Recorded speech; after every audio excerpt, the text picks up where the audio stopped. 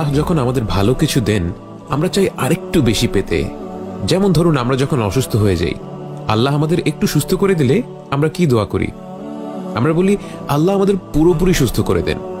আল্লাহ তখন বলেন, দাঁড়াও, তুমি যখন পুরোপুরি সুস্থ ছিলে, যখন কোনো ধরনের অসুখ বিসুখ তোমার ছিল না, তখন তো তুমি কখনো আমাকে এত আন্তরিকতার সাথে ডাকোনি, কখনো এত ব্যাকুল হয়ে আমার আমল করনি, এভাবে চোখের পানি ফেলে আমার কাছ থেকে কিছু চাওনি। তাই আমার থেকে উপহার স্বরূপ আমি তোমাকে এই রোগটি দিলাম, এই সমস্যা দিলাম, এই বাধা বিপত্তি দিলাম, কারণ আমি জানি আমার কাছে ফিরে আসার জন্য তোমার এই সমস্যার প্রয়োজন ছিল। অর্থাৎ আমাদের জীবনে যে সমস্যাগুলো আসে, হয়তো সেটা আল্লাহর তরফ থেকে একটা উপহার, একটা নিয়ামত। কারণ এক সপ্তাহ জ্বর নিয়ে পড়ে থেকে, এমনকি 1 বছর অসুস্থ হয়ে বিছানায় শুয়ে থেকে, অথবা কোনো প্রিয়জনকে হারানোর ফলে যদি আমরা আল্লাহকে পেয়ে যাই, তাহলে বাস্তবে তা শাস্তি নয়, বরং এ হলো আল্লাহর পক্ষ থেকে আমাদের জন্য এক বিরাট উপহার। কিন্তু অনেক সময় আমরা দেখি, যখনই আল্লাহ আমাদের জীবন থেকে কোনো বাধা বিপত্তি, বালা মুসিবাহ সরিয়ে নেন, আমরা তাকে আবার ভুলে যাই। আমরা যেন এটা হতে না দেই। আল্লাহ সুবহানাহু ওয়া তাআলা পবিত্র কোরআনে বলেন, লাইন শাকারতুম লাযীদান্নাকুম।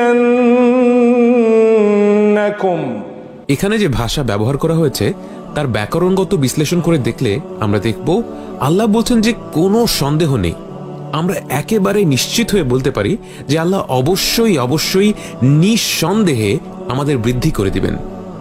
কিন্তু কি বৃদ্ধি করে দিবেন? বৃদ্ধি করবেন আমাদের নিয়ামতগুলো, আল্লাহর পক্ষ থেকে আমাদের উপহারগুলো, আমাদের জীবনে ভালো যা কিছু ঘটে সব কিছুই তিনি বৃদ্ধি করে দিবেন। কি করলে?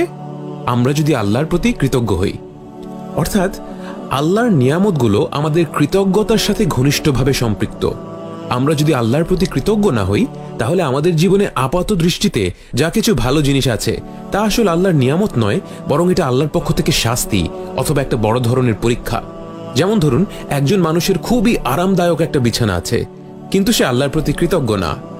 এই বিছানাটাই তার জন্য আযাব বা শাস্তিতে পরিণত হতে পারে। কিভাবে? সে এই বিছানায় এতটাই আরাম করে ঘুমায় যে সে ফজরের নামাজের জন্য উঠতে পারল না, সে আল্লাহর থেকে দূরে সরে গেল।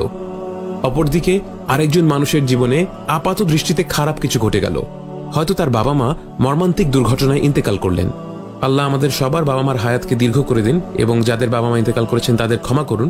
কিন্তু উদাহরণস্বরূপ আমরা দেখি, যদি তার বাবা মা মর্মান্তিক দুর্ঘটনায় ইন্তেকাল করেন, কিন্তু এর ফলে সে ইসলামকে পূর্ণাঙ্গ রূপে পালন করা শুরু করলো, সে আল্লাহর প্রতি অকৃতজ্ঞ হলো না, এক্ষেত্রে এই আপাত দৃষ্টিতে খারাপ ঘটনাটাই প্রকৃতপক্ষে আল্লাহর তরফ থেকে তার জন্য একটি বিরাট উপহার। আল্লাহ যেন আমাদেরকে তার প্রতি কৃতজ্ঞ হওয়ার তৌফিক দান করেন। আমিন।